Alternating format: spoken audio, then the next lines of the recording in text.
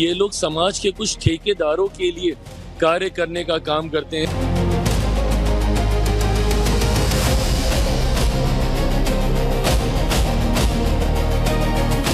वो पद के लिए इतना तड़प रहा है कि कुछ भी बोल देंगे मुसलमानों का वोट हासिल करने के लिए।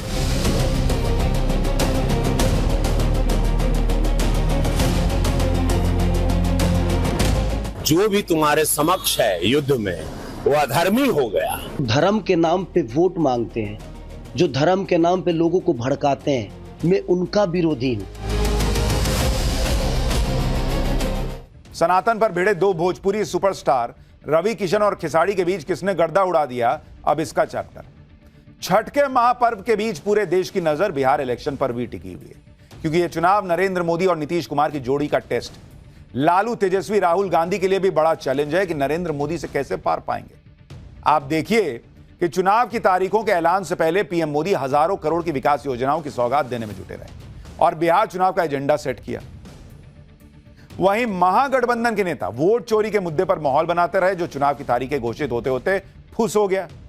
अब जब चुनाव प्रचार जोर पकड़ चुका है तो पीएम मोदी ने प्रचार के पहले ही दिन ऐसा गेम पलटा कि महागठबंधन के मुद्दों की सियासी ट्रेन डिरेल हो गई और महागठबंधन एक बार फिर अपने वही पुराने चुनावी समीकरण के भरोसे टिक गया और तुष्टीकरण की लाइन पर आ गया। अब तक महागठबंधन के सीएम फेस तेजस्वी यादव घर घर सरकारी नौकरी की बात कर रहे थे। कह रहे थे कि जीविका दीदियों की नौकरी पक्की कर दूंगा, लेकिन उनका फोकस अब कैसे बिहार के 18% वाले मुस्लिम वोट बैंक को बचाने पर टिक गया, आज आपको पाठशाला में दिखाऊंगा। आपको यह भी बताऊंगा कि बिहार में मोदी नीतीश का वो 36 का आंकड़ा कौन सा है जिसमें लालू और तेजस्वी फंस गए हैं और मुस्लिम वोट बैंक के पीछे पीछे घूम रहे हैं। बिहार में भोजपुरी स्टार्स के बीच सनातन को लेकर कौन सी जंग छिड़ गई है और सट्टा बाजार ने क्या ऐलान कर दिया है बॉस, कौन जीत रहा है बिहार, सब दिखाऊंगा। लेकिन पहले ट्रेलर देखिए।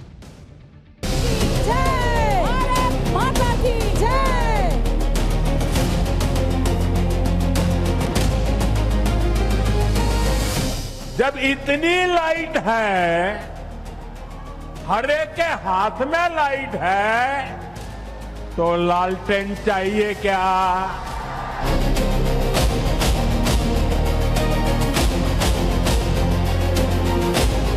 और भाजपा वाला अगर सबसे ज्यादा डराता है तो लालू जी से डराता है।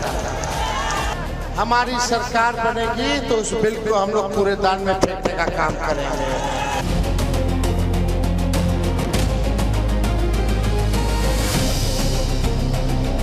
ये लोग समाज के कुछ ठेकेदारों के लिए कार्य करने का काम करते हैं।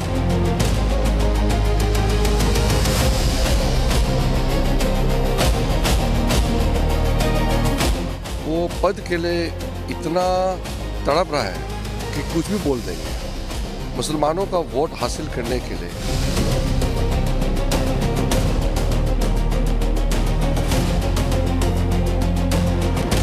जो भी तुम्हारे समक्ष है युद्ध में वो अधर्मी हो गया। धर्म के नाम पे वोट मांगते हैं, जो धर्म के नाम पे लोगों को भड़काते हैं, मैं उनका विरोधी हूं।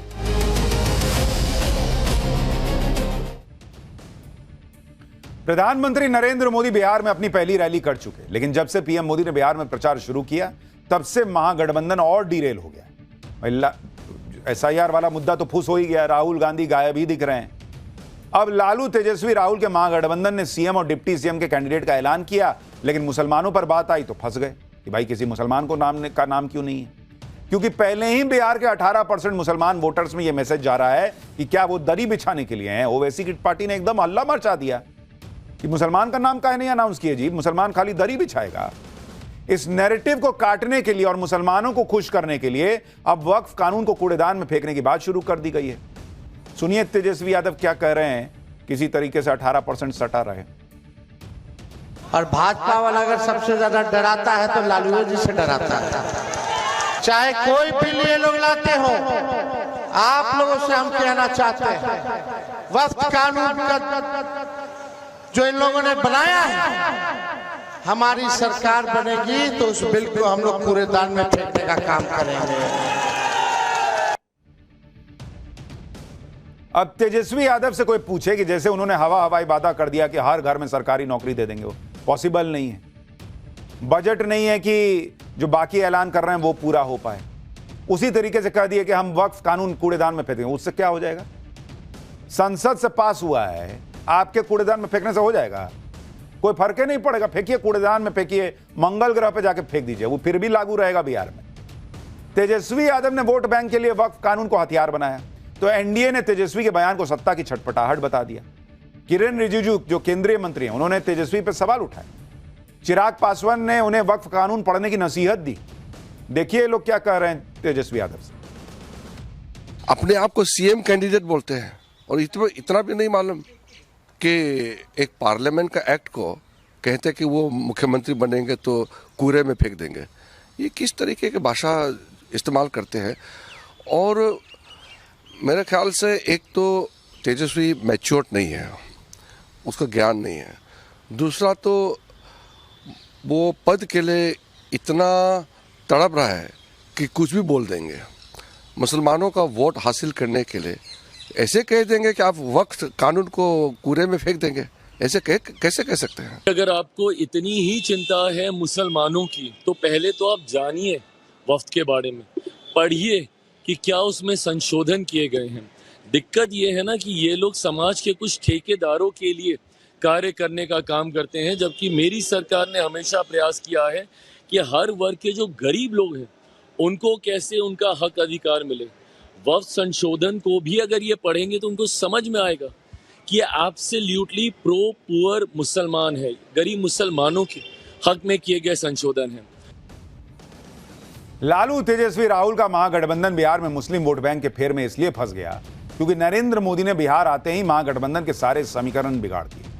नरेंद्र मोदी ने बिहार में जो पहला इलाका प्रचार के लिए चुना, आप देखिए कि उससे उन्होंने सीधे बिहार में 36% वाला गणित साध लिया। बिहार के राजनीतिक भूगोल में 5 प्रमुख इलाके आते हैं: तिरहुत, मिथिलांचल, कोसी सीमांचल, मगध और भोजपुर। इनमें मिथिलांचल बिहार की राजनीति में विशेष स्थान रखता है। इसमें मधुबनी, दरभंगा, समस्तीपुर जैसे जिले आते हैं। मिथिलांचल में 80 विधानसभा सीटें हैं, जो बिहार की कुल 243 सीटों का करीब 1/3 है। साल 2020 के विधानसभा चुनाव में एनडीए की जीत में मिथिलांचल का अहम रोल था और 2024 के लोकसभा चुनाव में बीजेपी और जेडीयू ने इस इलाके की सभी 7 की 7 लोकसभा सीट जीती थी। पीएम मोदी ने समस्तीपुर से बिहार चुनाव के लिए प्रचार अभियान की शुरुआत करना इसलिए भी खास तौर पर चुना क्योंकि यह जिला जननायक कर्पूरी ठाकुर का जन्मस्थान है और पिछड़ी जातियों की राजनीति से इसका गहरा कनेक्शन है। समस्तीपुर की 10 विधानसभा सीटों में ईबीसी यानी आर्थिक तौर पर पिछड़ी जातियों का वोट बैंक बहुत अहमियत रखता है। ईबीसी की बिहार में 112 उपजातियां हैं, जो बिहार की कुल आबादी का करीब 36% है। ओबीसी के साथ मिलकर यह लगभग 63% हो जाते हैं। यही वजह है कि जातिगत समीकरण बिहार की राजनीति में बहुत मायने रखता है। कर्पूरी ठाकुर ने बिहार में पिछड़ी जातियों के सशक्तिकरण के लिए काम किया और माना जा रहा है कि पीएम मोदी के कर्पूरी ठाकुर के गढ़ से चुनाव प्रचार की शुरुआत करने के पीछे की रणनीति यही है कि लोग पीएम मोदी को कर्पूरी ठाकुर का वैचारिक उत्तराधिकारी भी माने। बिहार में पीएम मोदी की धमाकेदार शुरुआत के बाद इंडी गठबंधन में खलबली मची। अब सूत्रों के मुताबिक बताया जा रहा है कि बिहार में कल प्रियंका वाड्रा बेगूसराय में चुनावी रैली कर सकती हैं, जबकि कई दिनों से बिहार से गायब राहुल गांधी भी 29 अक्टूबर को तेजस्वी यादव के साथ मुजफ्फरपुर और दरभंगा से ज्वाइंट रैली करके शुरुआत कर सकते हैं। इस बीच महागठबंधन ने मैनिफेस्टो तैयार होने का भी दावा किया है। कल शाम इसे लॉन्च किया जा सकता है, लेकिन बताया जा रहा है कि इस मौके पर भी राहुल गांधी मौजूद नहीं रहेंगे। महागठबंधन में तालमेल के कंफ्यूजन के बीच सीएम नीतीश कुमार ने एनडीए में उनके और चिराग पासवान को लेकर फैल रहे कंफ्यूजन पर पानी फेर दिया। छठ पूजा पर नीतीश कुमार सीधे चिराग पासवान के घरे चले गए, उनके पूरे परिवार के साथ फोटो खिंचवा लिए और संकेत दे दिया कि बिहार चुनाव में एनडीए पूरी तरह एकजुट है। देखिए, क्योंकि पिछली बार कहा गया था कि चिराग अलग लड़े तो जेडीयू को नुकसान किए, नीतीश कुमार उठे, चल दिए चिराग के घर। पूरा किस्सा ही खत्म हो गया कि दोनों लड़ रहे हैं। बिहार चुनाव में एनडीए और महागठबंधन की कैसी तैयारी, इसका इशारा सट्टा बाजार ने भी कर दिया है। अलग अलग सट्टा बाजारों के अनुमानों का औसत निकालें तो सट्टा बाजार क्या कर रहा है, सुनिए कि एनडीए को बिहार की 243 सीटों में से 144 से 146 सीट मिल सकती है, सट्टा बाजार दावा कर रहा है। जबकि महागठबंधन को सट्टा बाजार 83 से 85 सीट देने का अनुमान जता रहा है। यानी सट्टा बाजार, जहां लोग भाई पैसा लगाते हैं, वो भी भरोसा नहीं कर रहा कि राहुल गांधी और लालू यादव और तेजस्वी कुछ कर पाएंगे। बिहार चुनाव में जबरदस्त हलचल के बीच नए नए रंग भी दिख रहे हैं। भोजपुरी स्टार्स आपस में भिड़ गए। महागठबंधन ने छपरा सीट से भोजपुरी स्टार खेसारी लाल यादव को कैंडिडेट बनाया, जिनको चुनौती देने के लिए यूपी के गोरखपुर से बीजेपी सांसद और भोजपुरी सुपरस्टार रवि किशन बिहार पहुंच गए। देखिए उन्होंने किस तरह से खेसारी लाल को चुनौती दी। आज कम रवि किशन ना आई, कभी कहिला तकरार छिड़ल बात तकरार छिड़ल बात भरपूर जवानी में ये महफिल का मजा हम यहाँ मर्जी महादेव के चले। आज कम रवि किशन ना आई, कभी कहिला तकरार छिड़ल बात तकरार। यानी रवि किशन अपने अंदाज में जो है वो खेसारी लाल यादव जो है उनको चैलेंज दे रहे हैं। अब ये भी देखिए कि भोजपुरी स्टार्स कैसे एक दूसरे के खिलाफ चुनावी लड़ाई के लिए कमर कस रहे हैं। खेसारी लाल को छोटा भाई बताने वाले रवि किशन अब कह रहे हैं कि छोटा भाई अधर्मी होगा तो बाण तो चलाना पड़ेगा। वहीं खेसारी लाल यादव ने भी रवि किशन पर पलटवार करने से वो नहीं चूके। उन्होंने रवि किशन पर धर्म के नाम पर वोट मांगने का आरोप लगाया। देखिए कैसे रवि किशन और खेसारी लाल यादव भिड़ गए।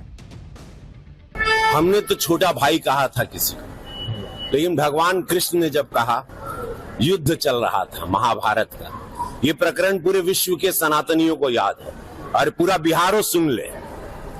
जब युद्ध चला तो अर्जुन कहा कि ये भगवान सामने भाई है, चाचा है, परदादा है, काका बा, छोट भाई बा, वो पटीदार है, क्या करे। तो भगवान कृष्ण क्या कहे जब पटीदार, चाचा, काका, भाई, बहन जो भी तुम्हारे समक्ष है युद्ध में, वो अधर्मी हो गया, वो सनातन के खिलाफ हो गया, वो स्वार्थ में चला गया, तब चूको मत, बाण चलेगा। भाई मैं धर्म के विरोध में कभी नहीं रहा और मैं धर्म के विरोध में नहीं, आज भी नहीं हूं। लेकिन जो धर्म के नाम पे वोट मांगते हैं, जो धर्म के नाम पे लोगों को भड़काते हैं, मैं उनका विरोधी हूं। अब उनको लगता है कि मैं उनके सोच का विरोधी हूं तो मैं धर्म का विरोधी हो गया। मैंने राम के बारे में थोड़ी कुछ कहा। और रवि भैया के बात के लिए तो आप बिल्कुल कुछ मत कहिए। वो तो जीने के लिए कुछ बनाते नहीं है, वो तो मरने के लिए बनाते हैं। आपने उनका बयान सुना हो गया, माननीय आदित्यनाथ योगी जी के सामने बोल रहे हैं कि तुम लोग अगर यहाँ पे जलोगे गोरखपुर में तो सीधे स्वर्ग में जाओगे। तो वो जीते जी आपको कुछ नहीं देंगे। मरने के बाद का प्रोसीजर उनका जो है वो बहुत प्यारा होता है। खेसारी लाल यादव ने बिहार के डिप्टी सीएम सम्राट चौधरी के उस बयान पर भी पलटवार किया जिसमें सम्राट चौधरी ने उन्हें नचनिया कह दिया था। सुनिए एक बार। अरे भाई तो उनके भी टीम में तो 4-4 नचनिया है, तो पहले अपने घर तो देख ले वो कि उन्होंने क्यों नचनियों का दिया। तो ये तो हमारे चारों भाइयों को सोचना है कि उनके ही टीम के, उनके ही घर के लोग उन्हीं के ग्रुप को नचनिया बोल रहे हैं। बिहार में एक तरफ एनडीए और महागठबंधन के स्टार प्रचारक मोर्चा संभाल चुके हैं, तो मोकामा सीट से जेडीयू कैंडिडेट अनंत सिंह का चुनाव प्रचार के दौरान मंच पर ही गिर जाने का वीडियो आ गया। अनंत सिंह अपने चुनावी क्षेत्र में जनसभा कर रहे थे। इस दौरान उनके बगल में खड़ा उनके समर्थक ने एनडीए के सभी नेताओं के नाम पर नारे लगाए। पीएम मोदी जिंदाबाद के भी नारे लगे, लेकिन जैसे ही अनंत सिंह का नाम पर नारेबाजी शुरू हुई, मंच भरभरा कर गिर गया और मंच पर खड़े अनंत सिंह भी दूसरे लोगों के साथ गिर गए। देखिए क्या हुआ। जनता दल यूनाइटेड जिंदाबाद, नीतीश कुमार जिंदाबाद, उपेंद्र कुशवाहा जिंदाबाद, चिराग पासवान जिंदाबाद, जीतन राम मांझी जिंदाबाद, नरेंद्र मोदी जिंदाबाद, अनंत बाबू जिंदाबाद, जनता दल यूनाइटेड जिंदाबाद। तो ये सब हो जाता है कभी कभी चुनाव के बीच में।